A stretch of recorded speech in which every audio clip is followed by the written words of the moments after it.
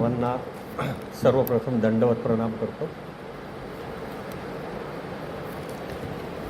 राष्ट्रसंत तुकडोजी महाराज विद्यापीठ नागपूर आणि या विद्यापीठाच्या अंतर्गत असणारं भगवान सर्वज्ञ श्री चक्रधर स्वामी अध्यासन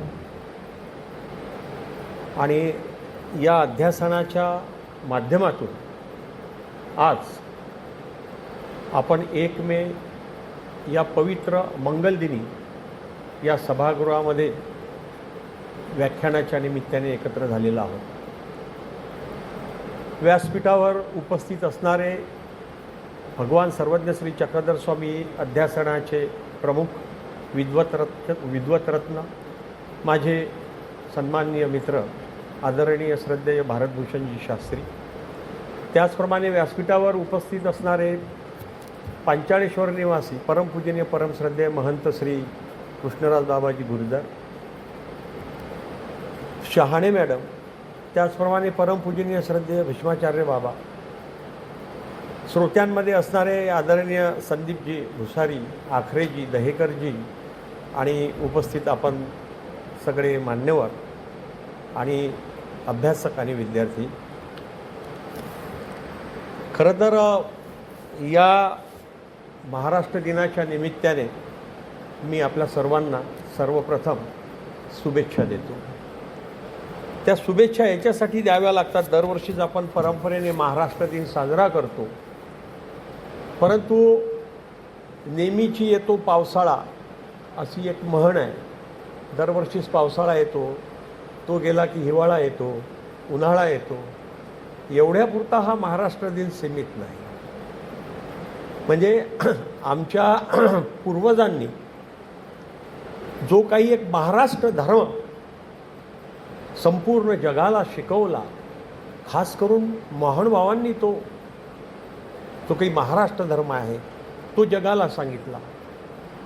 मध्ययुगीन भक्ती चळवळीतून येणारा जो काही महाराष्ट्र धर्म आहे, वारकरी संप्रदायाने जो काही एकात्मतेचा, एकतेचा, समतेचा आणि महानुभाव पंथाने जो काही संदेश या महाराष्ट्र धर्माच्या निमित्ताने दिला, त्याचा उजाळा होण्याचाही हा दिवस आहे.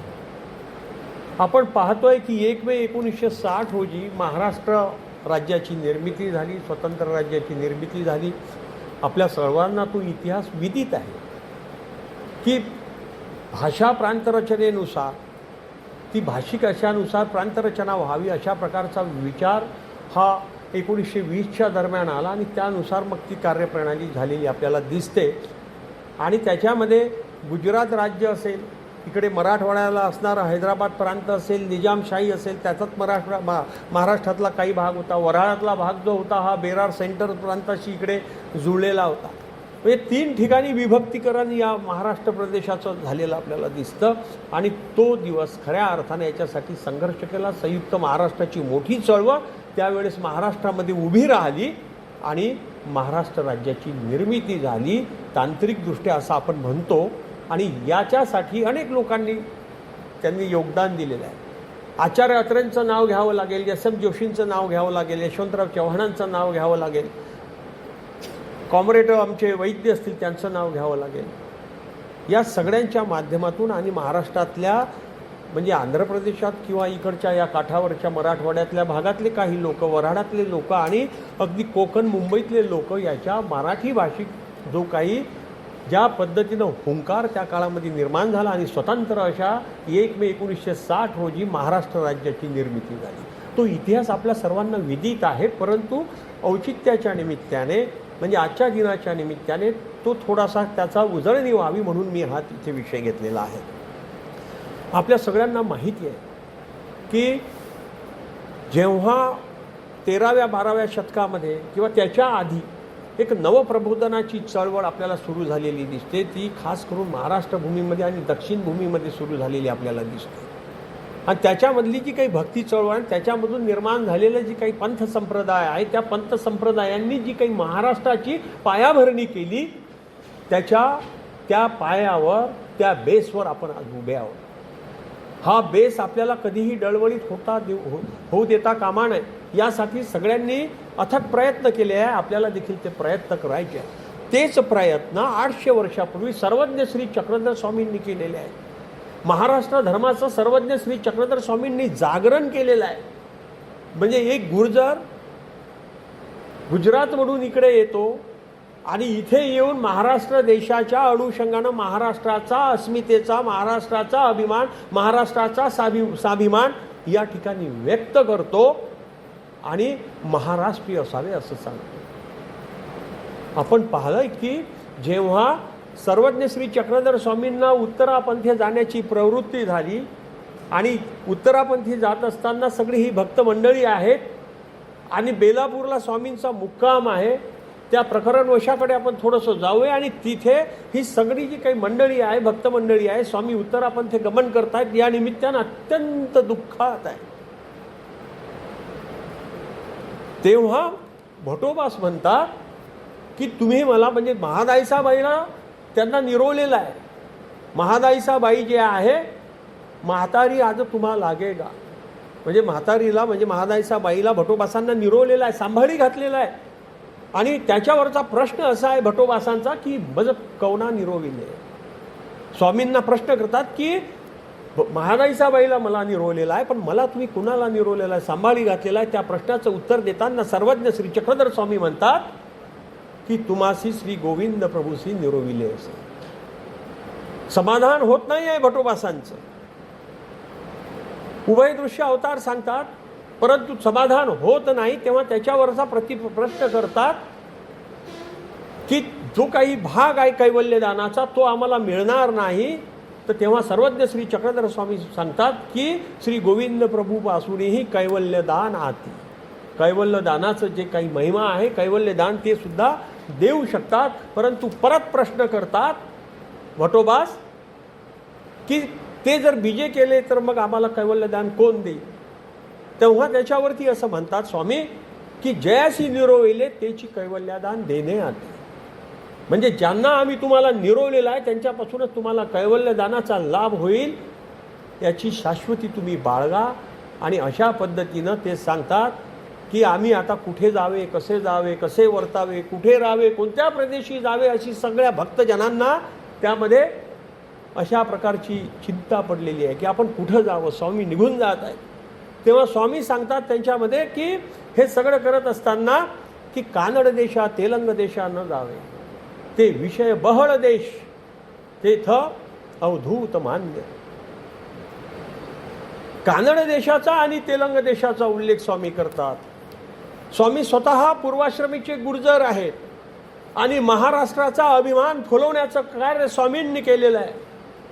आणि याच्या पुढे स्वामी म्हणतात की महाराष्ट्रीय असावे, तुम्हाला महाराष्ट्रामध्येच थांबायचं आहे. महाराष्ट्रीय असावे येणे अर्थे महाराष्ट्रीय असावे की महाराष्ट्रीस तुम्ही थांबलं पाहिजे. हा जो प्रदेश आहे इथंच तुम्ही तुमची जी काही साधना आहे, जे तुमचं साधन आहे, ते साधन चरिताच्या माध्यमातून साध्य सुद्धा तुमचं चरित होणार आहे, म्हणून तुम्ही महाराष्ट्रीस थांबले पाहिजे. अशा प्रकारचं सूचन सर्वज्ञ श्री चक्रधर स्वामी यांना सांगतात. आणि महाराष्ट्रीय असल्याने काय होते याच्यावरती आमचे भाष्यकार त्याच्यावरती बोलतात. भाष्यकार सांगतात की महाराष्ट्रीय असल्याने काय होते की महाराष्ट्रीय असल्याने योग्यता लाभे. महाराष्ट्रात असल्याने योग्यता लाभे. ती योग्यता कोणत्या पद्धतीची लाभते तर ती वचनपर योग्यता लाभे. महाराष्ट्रीय असावे हे स्वामींचं वचन आणि त्या वचनाच्या अनुषंगाने जो आचरण करता पुरुष आहे, जो अधिकार्या पुरुष आहे, जो कोणी अधिकरण असेल, जो कोणी साधा नामधारक असेल किंवा जो कोणी नवीन आला असेल, परंतु महाराष्ट्र धर्मी, महाराष्ट्र जागी, महाराष्ट्र स्थानी राहून त्याला त्याची योग्यता लाभते. म्हणजेच या वचनाची जी काही योग्यता आहे, साध्यपर योग्यता आहे, त्या साध्यपर योग्यतेच्या दृष्टीने आणि साधनपर योग्यतेच्या दृष्टीने खऱ्या अर्थानं महाराष्ट्र ही भूमी अत्यंत पवित्र आणि उज्ज्वल आहे. स्वामींनी त्या काळामध्ये सांगितलं की महाराष्ट्रीय असावे. आता महाराष्ट्रीय असावे हे म्हणतायत, तर पण महाराष्ट्राचा जर इतिहास आपण जर पाहिला तर आपल्या असं लक्षात येईल की महाराष्ट्राचा उल्लेख जुन्या प्राचीन ग्रंथामध्ये देखील येतो. बिंदुसार नावाचा राजा, त्याच्यानंतर झालेला सम्राट अशोक, त्यांनी त्या सम्राट अशोकाने सुद्धा काही भिक्षू संघाच्या प्रचाराकरिता संघाला पाठवून इथे महाराष्ट्री पाठवलेले होते. त्या ग्रंथामध्ये देखील महाराष्ट्राचा उल्लेख येतो. राष्ट्रकूट जी काही त्याला राज्यकर्ते होते ते राष्ट्रकूट म्हणजे महाराष्ट्र राज्य आहे. राष्ट्राचा उल्लेख म्हणजे महाराष्ट्र आहे. प्राचीन ग्रंथामध्ये सुद्धा याचा उल्लेख येतो आणि कात्यायनाच्या ग्रंथामध्ये देखील याचा उल्लेख येतो. तिथला जो काही राष्ट्र नावाचा जो उल्लेख आहे तो महाराष्ट्र आहे. फक्त राष्ट्राचा उल्लेख महाराष्ट्रासाठी केलेला आहे. आज आपण राष्ट्राचा उल्लेख संपूर्ण देशासाठी करतो. तो हा वेगळा भाग जर असेल, पण जुन्या प्राचीन ग्रंथामध्ये आणि ज्या काही त्याच्यामधून जे काही ज्ञान येतं किंवा जे काही संबंध किंवा जे संदर्भ येतात ते त्या राष्ट्रकूटाच्या काळापासून किंवा त्याच्याही आधी शालिवाहन काळाच्या आधी 400 वर्षाच्या आधी सुद्धा महाराष्ट्राचा उल्लेख ग्रंथांमध्ये येतो. म्हणजे जवळपास अभिजात भाषेचा दर्जा आपल्याला मराठीला मिळालेला आहे आणि 2500 वर्षाची परंपरा, उज्ज्वल परंपरा त्या भाषेची लागते, त्या प्रांताची लागते, त्या संस्कृतीची लागते. नुसतं भाषेचीच लागत नसते. म्हणून ही जी काही 2-2.5 हजार वर्षाची जी परंपरा आहे, जवळपास 2,500-3,000 वर्षापर्यंत ही महाराष्ट्र संस्कृतीची, महाराष्ट्र भाषेची पाळे मुळे तिथपर्यंत जातात. आणि वररुची नावाचा एक मोठा विद्वान पंडित होऊन गेला. त्याने प्राकृत प्रकाश नावाचा एक ग्रंथ लिहिला, जो व्याकरणावरचा ग्रंथ आहे. वेगवेगळ्या प्रांतातले जे काही व्याकरण असतील त्या व्याकरणाच्या अनुषंगानं आणि महाराष्ट्र भाषेच्या अनुषंगानं या प्राकृत ग्रंथाच्या मध्ये, प्राकृत प्रकाशमध्ये तो असं म्हणतो की शेषम महाराष्ट्रीय. म्हणजे जे काही व्याकरण आहे बाकीच्या प्रांताचं ते सगळं जे काही व्याकरण आहे ते महाराष्ट्री, म्हणजे महाराष्ट्राचं जे मराठी भाषेचं जसं व्याकरण आहे त्याच पद्धतीनं आहे शेषम महाराष्ट्रीय. अशा पद्धतीचे दाखले त्या सगळ्या जुन्या ग्रंथामध्ये येतात. यावरून आपल्या असं लक्षात येते की महाराष्ट्र संस्कृती हे जुनी आहे, प्राचीन आहे. आणि ह्या प्राचीन संस्कृतीचा एक जो काही सांधा जो आहे, जो सांधे जोड आहे, तो आजच्या समकाळाला व्यापून देखील लागलेला आहे. हे आपण लक्षात ठेवण्याची अत्यंत गरज आहे. म्हणूनच आमच्या भाष्यकारांनी म्हटलेलं आहे की महाराष्ट्राला महाराष्ट्र का म्हणावे, महंत राष्ट्र म्हणूनही महाराष्ट्र. हे राष्ट्र महंत आहे. महंत आहे म्हणजे थोर महाराष्ट्र आहे. हा महाराष्ट्र जो आहे महान आहे, थोर आहे. आणि तो कशाच्या दृष्टीने थोर आहे त्याचं विवेचन करताना भाष्यकार सांगतात की हे भूमीच्या दृष्टीने थोर आहे आणि गुणबाहुल्याच्या दृष्टीने थोर आहे. महंत राष्ट्र, गुणबाहुल्य महंत राष्ट्र आणि भूमी दृष्टे महंत राष्ट्र. म्हणजे भूमीचा विस्तार देखील महाराष्ट्राचा मोठा आहे आणि गुण बाहुल्य जे गुण आहेत, जे चांगले गुण असतात त्याचा जो काही उद्गम आहे तो महाराष्ट्रामध्ये मोठ्या प्रमाणात आहे, जो इतर प्रांतात तुम्हाला दिसणार नाही. म्हणूनच स्वामींनी सांगितलं की कानर देशा तेलंग देशा न वचावे, तेथं अवधूत मान्य ते विषय बहळ देश. विषय बहळ म्हणजे प्रत्येक ठिकाणी तिथे विषयाचे जे काही जड भावे जड विषय असेल किंवा चेतन विषय असेल, हे त्या साधकाच्या समोर त्या प्रदेशामध्ये त्याची लयलूट आहे, प्रचंड प्रमाणात ते उपलब्ध आहेत. आणि हा जो साधक आहे, जो निवृत्तीपराचा साधक आहे, जो स्वामीचा साधक आहे, जो महत्व तत्वज्ञानाचा साधक आहे, ज्याला आपल्या अंतिम ध्येयाकडे जायचं आहे, त्याला तिथे जर तो तिथे त्या प्रांतामध्ये जर गेला आणि विषय बहळ प्रदेश जो आहे, कारण की पुष्पलता, वेली, सुगंधी, परिमळे, द्रव्ये असं भाष्यकार त्याच्यामध्ये करतात की याची लयलूट आहे, बाहुल्य असती. सगळेही पदार्थ जे विषय आहेत तिथे ते संपादिती, तिथले जे लोक आहेत ते तुम्हाला संपादन करून देतात, ते तुम्हाला ते विषय पदार्थाच्या जवळ नेतात. म्हणून हा विषय बहळ प्रदेश आहे. तिथे कानड देशा तेलंग देशा न वचावे, तो अवधूत मान्य. म्हणजे तिथं वैराग्याला मानणारे लोक आहे. अवधूत मान्य म्हणजे वैराग्याला मानणारे लोक आहे. परत स्वामींचा इशारा त्या दृष्टीने देखील आहे. तिथे धोंगडा पंथ असे ज्या पद्धतीनं आपल्यासारखे वेश धारण करणारे लोक आहेत, तिथे देखील धोंगडा म्हणजे जाडे भरडे लोक आहेत. आजही जर तुम्ही तर त्या दक्षिणेकडच्या प्रांतात जर गेले तर काळे वस्त्र धारण करणारे लोक आहेत, जाडे भरडे, ज्याला आपण वेगळ्या पद्धतीनं जुनी खादी जे येत होते शास्त्रीजी, त्या पद्धतीचे लोक काळा वेश धारण करणारे आहेत. ते पूर्ण काळा वेशच घालतात. तर त्या दृष्टीनं ते जे आहेत ते अवधूत आहेत आणि त्यांना मान्यता तिथे आहे. आणि तुम्ही जर त्या भागामध्ये जर गेले तर तुमचं विरामशीलता पाहून, तुमचं वैराग्य पाहून तुम्हालाही ते मान्यता मिळेल. आणि त्या मान्यतेच्यामुळे जे काही आहे ते तुम्ही त्याच्यामध्ये या साधनापासून या साध्यापासून डळमळीत व्हाल, म्हणून या विषय बहळ प्रदेशामध्ये जाऊ नये, वचू नये असं तिथं सांगितलेलं आहे स्वामींनी सांगताना एका प्रांताचं एका दृष्टीचं सांगितलेलं आहे की एक भूमी तापस, एक भूमी राजस. एक भूमी जी आहे महाराष्ट्र सोडून महाराष्ट्र वाचून एक भूमी राजस आहे, एक भूमी तापस आहे. आजूबाजूच्या प्रांतातलाच तुम्ही विचार जर घेतला तर या सगळ्या दृष्टीनं जर आपण पाहिलं तर राजस तामस जी भूमी आहे आजूबाजूची त्याचा देखील आपण हे केलं पाहिजे. हा महाराष्ट्र देश आहे, महंत असा थोर महाराष्ट्र असा आहे आणि तो सात्विक आहे. आणि महाराष्ट्रीच असावे असं का म्हटलेलं आहे? महाराष्ट्र कसा आहे? परी सुखरूप आणि इष्टकारक. सुखरूप येणे अर्थे, या अर्थानं सुखरूप की इथे सुखरूप म्हणजे दृष्टपराची सुखरूपता आहे. दृष्टपराची सुखरूपता आहे म्हणजेच इथे शांतता आहे. जे दृष्टपर विवरण ज्याला आपण विहरण करण्यासाठी वर्तन करण्यासाठी जे दृष्टपर काही ज्या गोष्टी लागतात ते इथे उपलब्ध आहे. अशा पद्धतीनं याच्यामध्ये म्हणताना ते असं म्हणाले की त्याच्या अनिष्टकारक इथे घडत नाही. म्हणजे इथं जे काही दृष्टपर जे आहे ते सुखकारक आहे आणि हे सुखकारक त्या साधकाला आपल्या साध्याच्या प्रती निष्ठा ठेवण्यासाठी, श्रद्धा ठेवण्यासाठी आणि पुढे आपल्या अंतिम ध्येयाकडे जाण्यासाठी उत्तम आहे असं स्वामींनी सांगितलेलं आहे. या सगळ्या दृष्टीनं आमच्या भाष्यकारांनी इष्टकारक असं म्हटलेलं आहे. आणि इष्टकारक कशाच्या दृष्टीने म्हटलेलं आहे तर अदृष्टपराच्या दृष्टीने म्हटलं आहे. दोन उद्देश आहेत, दृष्टपराचा उद्देश आहे आणि अदृष्टपराचा उद्देश आहे. आता एका साधकाला कसा भाष्यकारांनी कसा बारीक विचार केलेला आहे की साधकाला दृष्टपरही काही गोष्टीची गरज लागत असते, काही अदृष्टपर साध्य करण्यासाठी दृष्टपराची गरज लागत असते. तेव्हा त्या दृष्टपराचा काही त्याला तिथे विनियोग झाला पाहिजे, त्याचा अतिरेक नको. म्हणून दृष्टपर गोष्टीची उपलब्धता जी आहे ती महाराष्ट्र भूमीमध्ये आहे, महाराष्ट्र देशामध्ये आहे.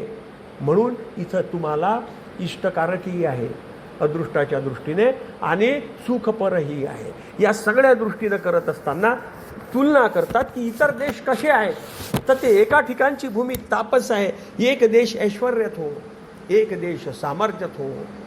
अशा पद्धतीनं सांगत असताना म्हणतात की एका देशामध्ये महाराष्ट्र वाचून महाराष्ट्राच्या सोडून एक देश सामर्थ्यपूर्ण आहे, सामर्थ्य आहे, भूमी थोर आहे, पण गुण नाही. म्हणजे गुणाच्या दृष्टीनं थोर नाही आहे, भूमीच्या दृष्टीनं थोर आहे, प्राबल्य आहे, सामर्थ्य आहे. परंतु त्या दृष्टीनं महाराष्ट्राच्या दृष्टीनं जे काही याच्यामध्ये जो काही सात्विकता आहे ती महाराष्ट्रामध्ये आहे, जी इतर भूमीमध्ये तुम्हाला कुठेही दिसणार नाही. आणि म्हणून म्हणतात की एक देश दुःखकारक, एक देश अनिष्टकारक. हे जे देश आहे महाराष्ट्र सोडून हे अनिष्टकारक आहे, अनिष्ट तिथे निफज होतो, अनिष्टाची निर्मिती तिथे होते. आणि इथे मात्र त्याची जी काही इष्टकारक निष्पत्ती या ठिकाणी महाराष्ट्र भूमीमध्ये होते. हे सर्वज्ञ श्री चक्रधर स्वामी आपल्या या महाराष्ट्रीय असावे या वचनातून आणि आमचे भाष्यकार त्या भाष्यातून आम्हाला सांगतात. स्थळ ग्रंथामध्ये आणि आचारबंधामध्ये आणि त्या आचार महाभाष्यामध्ये हे सगळं जे काही येतं आहे ते आमच्या परंपरेने येत आहे. सात्विक से विजय असं जे स्वामी म्हणाले ते याच्यासाठी म्हणाले. आणि भटोबा जे म्हणाले आचार्य झाल्यावरती की सात्विक ज्या ठिकाणी आहे ते तिथंच आपली वहिवाट केली पाहिजे, ते याच अर्थानं आहे की सात्विक सेवण्यासाठीचे जे काही उपलब्धता आहे ती उपलब्धता या महाराष्ट्र भूमीमध्ये आहे. कणखर देशा, महाराष्ट्र देशा, दगडांच्या देशा म्हटलेला आहे. कणखर देश आहे, दगडांचा देश आहे. म्हणजे दगडांचा देश या अर्थानं आहे. नवीन आपल्या कुसुमाग्रजांनी किंवा विवा शिरवाडकरांनी काही त्याच्यामध्ये काव्यपंक्ती केलेल्या आहे. या सगळ्या याच्यातून रचनेतून आपल्याला असं दिसून येतं की या महाराष्ट्र भूमीमध्ये खूप प्राचीन काळापासून जी सात्विकता भरलेली आहे ती सात्विकता जी आहे ती या महाराष्ट्र भूमीमध्ये आहे. एक देश कौटाल्य कामाने थोर आहे. कौटाल्य कामाने थोर उत्तर प्रदेशाचं नाव येत आहे. भाष्यकार नाव घेतात, स्पष्ट नाव घेतात. कौटाल्य कामाने थोर आहे म्हणजे करणी कौटाळ असेल, तंत्र मंत्र विद्या असेल त्या भागानं देखील ते तिकडे थोर आहेत. अशा पद्धतीनं हे करत असताना त्या थोरपणाची आम्हाला काही एक गरज नाही. भाष्यकार त्याच्यावरती सांगतात की एकी देशी आधी दैवी ताप ओठी. म्हणजे जे काही देवताजनित देवतेच्या असून असणारे जे काही ताप आहेत ते त्या एका ज्याच्यामध्ये त्या प्रांतामध्ये निर्माण होतात महाराष्ट्र सोडून, त्याच्यामध्ये ते येतात की आधी भौतिक ताप ओकी, एकी देशी आधी भौतिक ताप ओकी, म्हणजे पंचमहाभूताच्या मुळे निर्माण होणारे जे काही ताप आहेत ते देखील आधी भौतिक ताप जे आहेत ते देखील इतर प्रांतामध्ये निर्माण होतात आणि एकी देशी आध्यात्मिक ताप उठी, म्हणजे आध्यात्मिक ताप उठी म्हणजे जे काही स्वतःच्याच एकामुळे किंवा त्या भूमीच्याच तामसपणामुळं तिथं त्या प्रकारचे आध्यात्मिक ताप जे आहेत, शारीरिक कष्ट आणि मानसिक दुःख या प्रकारचे ताप इतर देशामध्ये तुम्हाला होऊ शकतात.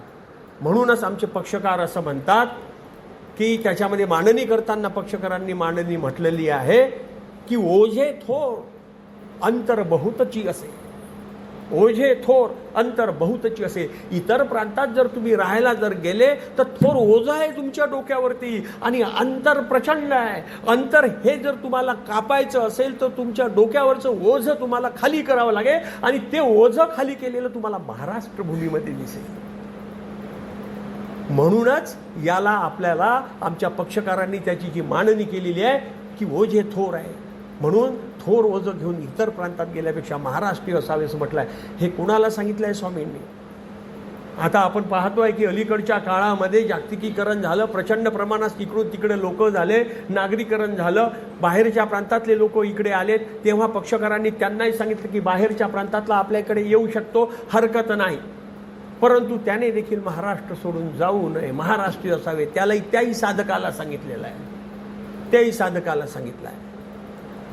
सांगायचा अर्थ असा की आपले जे काही साधक लोक आहेत ते उत्तर प्रदेशात आहेत. बाबा आमचे मार्ग आहेत उत्तर प्रदेशात आहेत, हरियाणामध्ये आहे, पंजाबमध्ये मार्ग आहे. आणि म्हणून मग त्या स्वामींच्या वचनानुसार वर्षातून 2 वेळा 1 वेळा ते येतात. सात्विक सेविजे ते स्थान दर्शनाच्या निमित्ताने इकडे येतात, अधिकरणांच्या भेटीच्या निमित्ताने ते इकडे येतात. काही एक पर्याय उरलेला नाही आहे, काही पर्याय असा उरलेला नाही आहे की सगळ्यांनाच महाराष्ट्रीय असावं हे शक्य नाही आहे. आणि मग या मर्यादा सांभाळून माझा साधनाचा उपयोग करून मला साध्याकडे जर मला जायचं असेल, साध्यपर योग्यता जर मिळवायची असेल तर मात्र या सात्विक भूमीमध्ये काही काळांतराने ते लोक येतात. आणि आपण पाहतो की पंजाबचे लोक येतात, दिल्लीकडचे लोक येतात, तिथे मठ मंदिरं झालेली आहेत. कृष्णराज 16व्या-15व्या शतकामध्ये कृष्णराजांनी तिकडे जेव्हा प्रवेश केला आणि त्याच्यानंतर जो काही महानुभाव पंथाचा विस्तार तिकडे झालेला आपल्याला दिसतोय. तर या सगळ्या दृष्टीनं आपल्याला हे पाहावं लागेल की आपल्या भाष्यकारांनी सांगितलं आहे की एकी देशीचे माणूससे राजसे, एकी देशीचे मनुष्य तामसे, एकी देशीची भूमी राजस, एकी देशीची भूमी तामस. म्हणजे एका देशाची भूमी तामस आहे, एका देशाची भूमी राजस आहे. म्हणजे तुम्ही जर तिकडे त्या याच्यामध्ये जर गेलं, त्या दृष्टीने जर आपण पाहिलं की प्रचंड युद्ध तिकडच्या भागामध्ये, विंध्याचलाच्या नंतरच्या भागामध्ये प्रचंड युद्ध झालेले आहेत. पानिपतची लढाई तिकडे झालेली आहे. 1857चा उठावाचा मोठा प्रादुर्भाव त्या भागामध्ये तिकडे तुम्हाला झालेला दिसतो. महाभारताचं युद्ध हस्तिनापूर मला वाटतं त्याच भागामध्ये आहे.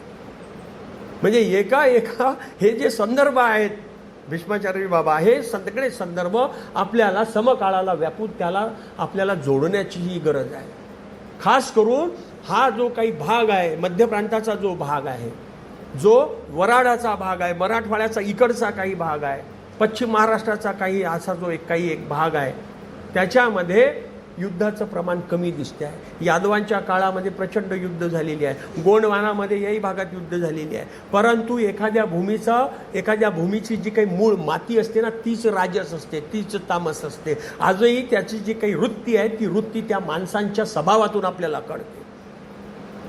उत्तरेकडे जा, उदाहरणादाखल सांगतो, उत्तरेकडे जा, एखाद्याला विचारा की अमुक ठिकाण कुठे आहे, समजा खोसला हाऊस कुठे आहे असं जर विचारायचं जर झालं तर दिल्लीतला माणूस सांगे सीधा जाइए लेफ्ट मारिए. वराडातल्या माणसाला जर विचारलं, महाराष्ट्रातल्या माणसाला जर विचारलं तर तो माणूस राजसी आहे, तो हे सांगेल भाऊ सरळ जा, डावीकडे वळा, एक चौक लागेल, तिथून परत सरळ जा आणि मग एक बगीचा दिसेल आणि त्याच्या बाजूला जी इमारत दिसेल ना ते तुम्हाला तिथे जायचं आहे. शॉर्टकट नाही आहे. हा राजस-तामसपणाचा गुण प्रत्येक याच्यामध्ये येतो, त्या तिथल्या अन्नामध्ये उतरतो. आमचे भाष्यकार सांगतात की एका देशीची अन्नोदके, फळे, पुष्पे, पत्रे, तिथले जे काही आहेत औषधी, त्याच्यामध्ये देखील हे तामस आणि राजस गुण आहे. तुम्ही एखाद्याच्या ठिकाणी एखाद्या तामस व्यक्तीकडे जेवायला जा. आमचे जुने अधिकरण साधू संत जे आहेत ते कुणाहीकडे जेवायला जात नसत, दंडवत आला की घेत नसत. बरोबर ना बाबाजी? तर सांगायचा अर्थ असा की ते अन्न जे आहे, त्या भूमीचं जे काही अन्न आहे, तिथली जी काही प्रवृत्ती आहे, तिथली जी काही मूळ वृत्ती आहे ती कशी आहे त्याच्यावर देखील त्या प्रांताचं त्याचं एक काही जे गोष्ट आहे, तिथल्या वृत्तीची गोष्ट आहे, तिथल्या त्या माणसाची ती प्रवृत्ती बनत असते. आणि इथल्या माणसाची जी महाराष्ट्रातल्या माणसाची जी प्रवृत्ती आहे ती मुळात सात्विक आहे. म्हणून स्वामींनी सांगितलं की सात्विक वृत्तीच्या ठिकाणी तुम्ही असं असलं पाहिजे. आणि हे सगळे जड चेतन पदार्थ भाष्यकारात त्याच्यामध्ये परत शंका उपस्थित करतात. म्हणजे आमच्या भाष्यकारांनी शंकाच उपस्थित केल्या. एक माझे मित्र असं म्हणाले की हे तुमचे महानुभाव जे लोक आहेत, जे शोधणी केली ते केले, फारच शंकाखोर आहे तो, असं मला म्हटलं माझ्या एका मित्रांनी. संशोधन चाललेलं आहे त्यांचं. तुमचे महानुभाव फारच शंकाखोर आहे. म्हटलं आमचे महानुभाव शंकाखोर नाहीत, व्युत्पत्ती व्युत्पन्नता त्यांच्याकडे सप्रमाण आहे. अहो, त्यांनी शंका घेतल्या नसत्या, पक्षप्रयोग लावले नसते, न्याय दिला नसता, तर हे शास्त्र महानुभाव शास्त्र, महंत राष्ट्राचं महान शास्त्र हे तुमच्या आमच्यापर्यंत केव्हा आलं असतं? लहान मुलाला शिकवत असताना आपल्याला छोट्या छोट्या गोष्टीचे दाखले दृष्टांत द्यावे लागतात. स्वामींनी छोट्या छोट्या गोष्टीचे दाखले मोठ्या गोष्टी समजवून देण्यासाठी दिले. स्वामींनी जे परिचालन करून ठेवलं, स्वामींनी जे संस्कार इथल्या मातीवरती करून ठेवले, तेच संस्कार आजही महाराष्ट्र भूमीमध्ये महानुभव म्हणून इथे स्थायी झालेले आहे. महान अनुभव असणारा हा महानुभव आहे इथला. ही जी काही पक्षकार शंका करतात की बा हे इथली जी भूमी जी जड आहे, म्हणजे जी काही जड भूमी आहे, हा जो काही भूगोल आहे हाच सात्विक आहे. परत शंका करतात की हे जे काही भूगोल आहे महाराष्ट्राचा, आजचा जो नकाशा आहे तोच फक्त सात्विक आहे, जड भूमी. त्याच्यावरती पक्ष येतो की जड चेतन दोन्ही सात्विक. चेतन म्हणजे अधिकरण म्हणजे गुरुवर्य, तेही सात्विक आहेत. इथले अधिकरणही सात्विक आहेत, इथले लोकही सात्विक आहेत. आता याच्यामध्ये ह्या सगळ्या दृष्टीनं जर विचार करत असताना आपल्याला हे पाहावं लागेल की हे सगळं सात्विक आहे, परंतु तुम्ही दुसऱ्या भूमीमध्ये जर गेलं तर तिथले गुण तुमच्या अंगामध्ये येतात. आणि त्याच्यामध्ये येतो पक्ष, याच्यामध्ये येतो की संसर्गे शारीर मानसिक कष्टे उपजती. शारीरिक मानसिक कष्ट जे आहेत, म्हणजे शारीरिक मानसिक कष्ट येणे अर्थे की अनुसरल्याचे आगंतक कुंठे, अनारब्ध सुमके पार, प्रारब्ध भोगोक्षयो. आपल्या शास्त्रामध्ये जे येतं की इथे आचरण करणाऱ्याला महाराष्ट्र भूमीत जर जो असला, त्याचं जर आचरण जर व्यवस्थित असेल आणि त्याने जर अनुसरण घेतलं असेल तर त्याचे जे काही मानसिक कर्म आहे, त्याच्या मनामधले जे काही कल्पविकल्प आहेत, ज्या मानसिक कल्पना आहेत, त्याच बंद होतात. एवढं महात्म्य या महाराष्ट्र भूमीचं सांगितलेलं आहे. शारीरिक कष्टही उपजत नाहीत, शारीरिक जे काही रोग दोष आहेत ते उपजत नाही. एक देशी रोग दोष उपजती. स्पष्टपणे भाष्यकारांनी आसामचं नाव घेतलेलं आहे. एकी देशे रोग दोष उपजती. आता समजा एखाद्या प्रांतात इथला महाराष्ट्रातला माणूस तिथे राहायला गेला, तिथे काही रोग दोष उपजले, शारीर मानसिक कष्ट निर्माण झाले, जे महाराष्ट्र भूमीमध्ये फारसे निर्माण होत नाही. जाणीवपूर्वक तुम्ही जर त्याच्यापासून जर त्या आचरणाप्रमाणे जर राहिलं नाही, सात्विक वृत्ती जर ठेवली नाही, तर इथे निर्माण होतील. त्याचेही काही पक्ष आलेले आहेत. पण या सगळ्या दृष्टीनं पाहत असताना मूळ जो गाभा आहे इथल्या महाराष्ट्र भूमीचा, हा सात्विक गाभा आहे. आता शारीर मानसिक कष्टे जर हे उपजले आणि ते जर ते इकडे जर आले आणि त्या प्रांतातला माणूस जर तो इथून इकडे आला, तर ते इथं महाराष्ट्री क्षमती असं पक्षकार म्हणतात. म्हणजे महाराष्ट्रातला माणूस उत्तरेकडे गेला, तिथे 4 महिने राहिला, तिथे जर काही मानसिक शारीरिक कष्ट जर झालं, तर तो जर या सात्विक भूमीमध्ये जर आला, तो आचरण करू लागला, विधी निषेधाचं जे काही आचरण आहे, पालन आहे, ते जर ते करू लागला, तर त्याच्यानुसार ते देखील त्याचे जे शारीरिक मानसिक जे काही आहे रोग दोष जे आहे ते क्षमती. त्याचं क्षमन होते, ते नष्ट होतात. अशी ही सात्विक पवित्र अशी ही महाराष्ट्र अधिकरणाची महाराष्ट्र भूमी, याचं सुतोवाच आमचे पक्षकार करतात, स्वामी करतात आणि ठामपणे सांगतात की महाराष्ट्रीय असावे. आणि त्याच्यामध्ये हे सांगतात की हे नुसतं इथलं जड भूमी त्यांची सात्विक नाही, इथले लोकही सात्विक आहे, इथले अधिकरण सात्विक आहे, चेतन सात्विक आहे. आणि नुसतं जड भूमीच नाही तर तिथले त्याच्यामध्ये येतात की इथलं जे काही ऋतुमान आहे ते देखील सात्विक आहे. वारा झड पाऊस तेही सात्विक असे. वारा झड पाऊस म्हणजे इथला जो वारा आहे तोही सात्विक आहे, इथली जी झड आहे पावसाची किंवा पाऊस आहे तेही सात्विक आहे. आता याचा आजच्या काळाला जर उल्लेख लावला तर आपल्याला पाहता येईल की काश्मीरमध्ये उत्तरेकडे जर गेलो तर प्रचंड अशा प्रकारची बर्फवृष्टी होते आणि तिथे शारीरिक मानसिक अशा पद्धतीचे शारीरिक काही कष्ट किंवा काही त्याच्यामध्ये रोग दोष उद्भवू शकतात. हे मी माझ्याजवळचं बोलत नाही, पक्षकारांनी जे मांडणी केलेली आहे त्या पक्षामध्ये जे जे येतं तर त्याचे जे काही दाखले आपल्या ज्या काही ग्रंथामध्ये मिळतात तर ते दाखले आपण आपल्या याच्यामध्ये लावले पाहिजे. आजही हा जो विंध्याचल पर्वत आहे, सातपुडा पर्वत जो आहे, हे तिकडचे जे काही येणारे थंड वारे असतात हिवाळ्यातले, तिकडे उत्तरेमध्ये पडणारा जो बर्फ आहे त्याचा आपलं हे विंध्याचल पर्वत हा गोंडविंजवाना प्रदेश आपलं संरक्षण करतात. काश्मीरातल्या लोकांना संरक्षण नाही आहे. मध्य भारत आहे हा, जिथे आपण सभा आयोजित केलेली आहे शास्त्रीजी, हा इथे 0 मैल आहे. महाराष्ट्राचा आपला भारताचा 0 मैल आहे. मला वाटतं इथून 2 किलोमीटरवर 0 मैल आहे फक्त. मुद्दा असा लक्षात घेतला पाहिजे की एकेकाळी अशा पद्धतीचा प्रचंड भारत पाकिस्तानचा आणि चीनच्या युद्धाच्या वेळेस मला वाटते त्यावेळेस लालबहादूर शास्त्री पंतप्रधान होते, तर तेव्हा काही एरोप्लेन किंवा बॉम्बस्फोट होईल किंवा हे होईल म्हणून दिल्लीची राजधानी नागपूरला आणण्याचा विचार झालेला होता. सेंटर आहे, हृदय आहे, भारताचं हृदय आहे. हा जो महाराष्ट्र आहे हा भारताचं हृदय आहे. आणि हृदयाची जी काही धडकन असते, उर्दू शब्द आहे की हिंदी शब्द आहे माहिती नाही, पण ही जी धडकन आहे या महाराष्ट्र भूमीची, महाराष्ट्र अधिकरणाची, महाराष्ट्र अस्मितेची, महाराष्ट्र जागरणाची, महाराष्ट्र संस्कृतीची, महाराष्ट्र लोकसंस्कृतीची, महाराष्ट्र बोलीभाषेची ही जी काही धडकन आहे या धडकनीनं सगळ्या बाकीच्याही राष्ट्रांना समृद्ध केलेलं आहे. पहा तुम्ही, घ्या कुठलेही, गांधीजींना का निवडावा लागला, हा प्रांत का निवडला, वर्ध्याला का गांधीजी आले? गांधीजींनी वर्ध्याला आश्रम स्थापन केला. अनेक उदाहरणं आपल्याला असे घेता येईल की इथून जी काही सामाजिक सुधारणेची जी चळवळ आहे, सर्वज्ञ श्री चक्रधर स्वामींनी 800 वर्षापूर्वी इथून महाराष्ट्र भूमीतून सुरुवात केली. आमच्या गोविंद प्रभूंनी ती सुरुवात केली.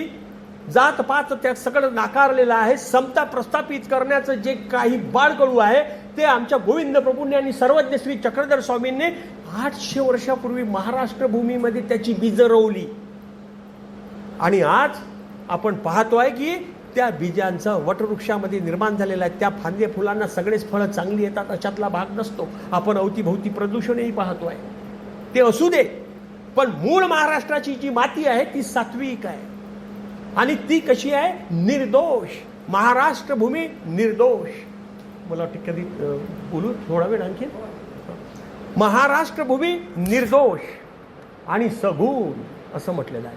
महाराष्ट्राची जी भूमी आहे हे निर्दोष आहे. निर्दोष म्हणजे दोष विरहित आहे, दोष नाही आहे त्याच्यामध्ये. आणि सगुण आहे, गुण बाहुल्याती. सगुण आहे म्हणजे त्याच्यामध्ये वेगवेगळ्या सद्भाव आणि सद्गुणांचा त्याच्यामध्ये वर्षाव होणारी ही भूमी आहे. अशा पद्धतीचा हा जो निर्दोष जो भाग आहे आणि सगुण असा जो भाग आहे, सात्विकता जी भरलेली आहे, त्याच्यामध्ये जी काही इष्टपरता जी भरलेली आहे, हे अत्यंत महत्त्वाची आहे. म्हणून कुठलेही याच्यामध्ये आचरण करत असताना तुम्ही पाहिलं असेल की अटन विजन करण्यासाठी उत्तरातले साधू आमचे अधिकरण किंवा भिक्षू इकडे अटन करण्यासाठी, स्थानाचं नमस करण्यासाठी, स्थानवंदन करण्यासाठी इकडे येत असतात. मार्गामध्ये महिना 2-2 महिने ते थांबतात. म्हणजे या स्थानाच्या माध्यमातून जी काही हृदयामध्ये येणारी जी पवित्रता आहे ते पवित्रता बांधण्यासाठी ती मंडळी इकडे येत असतात. इतर देशांमध्ये पहा तुम्ही, इतर आजूबाजूच्या प्रांताचं उदाहरण घ्या. त्याच्यामध्ये दिलाय की याच्यामध्ये आपण पाहतो की आदिभौतिक ताप उठिती. आदिभौतिक कुठले ताप आहेत? पंचमहाभूतापासून कोणते ताप आहे? काहीही ताप नाही आहे महाराष्ट्रामध्ये. फक्त एकदा किल्लारीचा भूकंप झालेला आपल्याला दिसतो. तिकडे ब्रह्मपुत्रेच्या आसामच्या भागात गेले तर प्रचंड दरवर्षी पुरानं बिलकुल प्रचंड नुकसान होते. म्हणून दुष्काळाच्या मध्ये 71च्या दुष्काळामध्ये, त्याच्या आधी पडलेल्या स्वातंत्र्यपूर्वीच्या दुष्काळामध्ये, 19व्या शतकातल्या जवळपास पानिपतच्या लढाईच्या वेळेस नंतरचा जो दुष्काळ झाला महाराष्ट्रामध्ये पडला, संपूर्ण भारतामध्ये पडला, त्याचे संदर्भ दाखले जर पाहिले तर सगळीकडे प्रचंड लोक मेली भुकेअभावी. परंतु महाराष्ट्रामध्ये ते प्रमाण नाही. कारण की हा सुख समृद्धीचा आणि खऱ्या अर्थानं संत साहित्य, संत आणि जे काही महंत आहेत, जे अधिकरणं आहेत, त्याने पवित्र असणारा हा प्रदेश आहे. आमच्या देवाने इथं चरणलिपी लिहिलेली आहे.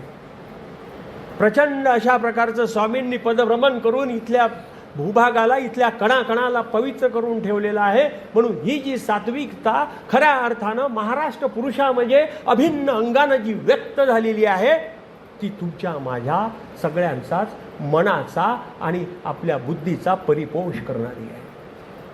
त्याचं आपलं संगोपन करणारी आहे. या सगळ्या भूमीच्यामुळं आपलं संगोपन झालेलं आहे. आणि हे सगळं करत असताना आपल्याला हे देखील म्हणावं लागेल की महंत म्हणजे निर्दोष आणि सगुण. आणि याला आपल्याला असं देखील म्हणावे की इथे निर्दोष आहे, सगुण आहे. परंतु इथला जो निर्दोष आणि सगुण जो आहे तो काय करतो? तर स्वामींनी एक सांगितलेलं सूत्र आहे, उजळल्याचे निसंगे मयळला उजळे. जो कोणी उजळलेला आहे, सात्विक आहे, अधिकरण आहे, त्यांच्या भेटीला जा. तुम्ही आमच्या साध्वी असतील, कोणी असतील तर त्यांच्या भेटीला जा, मार्गात जा. तिथे 4 दिवस जर राहिलं तर आपल्या मनामध्ये सात्विकता निर्माण होते. जो मळला आहे मनानं, त्याला सात्विकता देण्याची जी कुवत आहे, जी क्षमता आहे, ती त्या उजळल्यामध्ये आहे. स्वामींचं हे सूत्र, हे प्रमाण आहे की हा महाराष्ट्राचा अधिकरण जो आहे, महाराष्ट्र अधिकरण असं म्हटलं जातं. अधिकरण म्हणजे चेतन, अधिकरण म्हणजे इथला जो काही पुरुष आहे, जो स्वभावताच आलेला आहे, जो सात्विकता घेऊन आलेला आहे, ज्या अधिकरणाने अनेक शिष्यांना मार्गी लावलेला आहे, परमकल्याणाच्या पारलौकिक कल्याणाकडे घेऊन जाण्याचा मार्ग दाखवलेला आहे, ते आमचे अधिकरण जे आहे ते सात्विक वृत्तीचे आहे. पक्षकार शंका करतात की ते त्यांच्याच पुरते सात्विक असतील का? त्याचा काही दुसऱ्याला लाभ होतो का? तेव्हा पक्षकारांनी शंका केली आणि तेव्हा ते म्हणतात की ते मूर्ता जे काही ते सात्विक आहे किंवा त्याच्यामधून जे काही होणारी उकोल आहे, ते जे निर्दोष आहेत, सगुण आहेत, ते त्यांच्या पुरते तर निर्दोष आणि सगुण आहे, पण इतरांनाही ते निर्दोष आणि सगुण करीती. इतरांनाही निर्दोष करतात, सगुण करतात. म्हणजे भव्य दिव्य अशा उदात्त अशा ध्येयाकडे घेऊन जातात, सात्विकता प्रस्थापित करतात. आणि आपण हे पाहतोय की स्वामींनी सांगितलेलं जे सूत्र आहे, एखादा मळला जर असेल आणि तो उजळल्याच्या संपर्कात जर, अधिकरणाच्या संपर्कात जर आला तर तो उजळून जातो. आपण पाहतोय की महानुभाव महंतांना, महंत म्हणजेच महाराष्ट्र. एक व्याख्या अशी आली आहे की महंत म्हणजेच महाराष्ट्र आणि थोर गुण उपजती. अनिष्ट जे आहे ते अनिष्ट इथं न निफजती आणि इष्टपराचा उपज म्हणजे महाराष्ट्र, अशी जी काही परिभाषा इथे केलेली आहे. आणि त्याची जी काही मांडणी आमच्या पक्षकारांनी आणि स्वामींच्या ध्येय धोरणानुसार केलेली आहे, ती पाहू जाता हा जो महाराष्ट्र आहे. म्हणून महानुभाव संप्रदायामध्ये जे कोणी मोठे अधिकरण आहे त्यांना महाराष्ट्र अधिकरण म्हणण्याची पद्धती आहे. जुने येळमकर बाबा असतील, जुने बिडकर बाबा असतील, जुने आपले सेवलीकर बाबा असतील, कुठलेही अधिकरण आपण घ्या, महाराष्ट्र अधिकरण म्हणतो. अधिकरण म्हणजेच महाराष्ट्र. एक दुसरी व्याख्या केली आहे पक्षकारांनी, अधिकरण म्हणजेच महाराष्ट्र. आणि या सगळ्या अधिकरणांनी या महाराष्ट्राला खतपाणी घातलेलं आहे. चांगली फळं फुलं आणि सुंदर अशा पद्धतीची वहिवाट त्याच्यामधून निर्माण व्हावी आणि हा उज्ज्वल अशा प्रकारचा याला हे करण्यासाठी, पुढे जाण्यासाठीचा एक दृष्टिकोन खऱ्या अर्थानं दिलेला आहे. महाराष्ट्र म्हणजे काय? महाराष्ट्र म्हणजे, महाराष्ट्राची दुसरी व्याख्या करताना पक्षकार असं सांगतात की स्थान, प्रसाद, भिक्षुक, वासनिक आणि हे जे आमचे चतुर्विध साधन आहे त्याच्या सोबतीला संघ, सांगात, भेटी, सेवा आणि शुश्रूषा, याचं नाव म्हणजे महाराष्ट्र. पहा तुम्ही सेवेची संधी पहा कशी आहे, सेवा कशी केली जाते. अनेक लोकांनी इथे याच्यामध्ये जर आपण पाहिलं तर अनेक लोकांनी जनसेवा केलेली आहे. मोठ्या मोठ्या राजकीय नेत्यांनी देखील जनसेवा केलेली आहे. दादा धर्माधिकारी असतील किंवा आमचे याच्यामध्ये असणारे वेगवेगळे जे काही लोक आहेत त्यांनी आश्रम व्यवस्था स्थापन करून इथल्या जनसेवा इथली सेवा केलेली आहे. आणि आज महानुभाव सांप्रदायिक लोक देखील आपल्या मार्गाची सेवा करत आहेत, आपल्या पंथाची सेवा करत आहेत. काळ थोडासा बदललेला आहे, प्रदूषणाचा काळ आलेला आहे. आपल्या शास्त्रामध्ये येतं की कलयुग हा जो आहे हा अतिहीन आहे. हा हीन काळाचे जे काही प्रादुर्भाव असतात, एखाद्या झाडावरती किडी कीटक येतं तसं सात्विक प्रवृत्तीमध्ये देखील किडी कीटक येतं, परंतु त्याला नष्ट करण्याची जी काही मूळ भूमिका जी आहे ती महाराष्ट्र भूमीमध्ये आहे, महाराष्ट्र अधिकरणामध्ये आहे, महाराष्ट्राच्या आमच्या अधिकरणामध्ये आहे. हे देखील आपण लक्षात ठेवण्याची गरज आहे. सात्विक आहे, सुखरूप, इष्टकारक, निर्दोष आणि सगुण हे काही 5 जे घटक आहेत ते या महाराष्ट्र भूमीमध्ये असावेत. म्हणूनच सर्वज्ञ श्री चक्रधर स्वामींनी भटोबासासहित महादाईसावहित सर्व शिष्यगणांना सांगितलं, भक्तगणांना सांगितलं की तुम्ही महाराष्ट्रीय असावे. महाराष्ट्राचा जो काही हुंकार आहे, महाराष्ट्राची जी बूज राखलेली आहे स्वामींनी, आणि इथलं सात्विक जे सेवन आहे ते करायला सांगितलेलं आहे. हे जी काही आहे हे आपल्या सगळ्यांसाठी प्रमाण आहे. आज जरी आपल्याला थोडासा प्रदूषण झालेला काळ दिसत असला तरी मूळ माती जी आहे इथली ही सात्विक आहे. म्हणून या सात्विकतेमध्ये आपण अधिकाधिक भर घालूया आणि या महाराष्ट्र दिनाच्या निमित्ताने मंगल देशा, पवित्र देशा, महाराष्ट्र देशा, माझ्या महाराष्ट्र देशा, नमनतया महाराष्ट्र देशा, एवढंच बोलून महाराष्ट्रीय असावे हे जे काही सूत्र स्वामींनी आपल्या आम्हा सगळ्यांना दिलेलं आहे, या सूत्राच्या माध्यमातून आपलं जीवन जे आहे ते उज्ज्वल करूया आणि वाटचाल करूया. एवढंच या ठिकाणी बोलतो आणि थांबतो. दंडवत प्रणाम.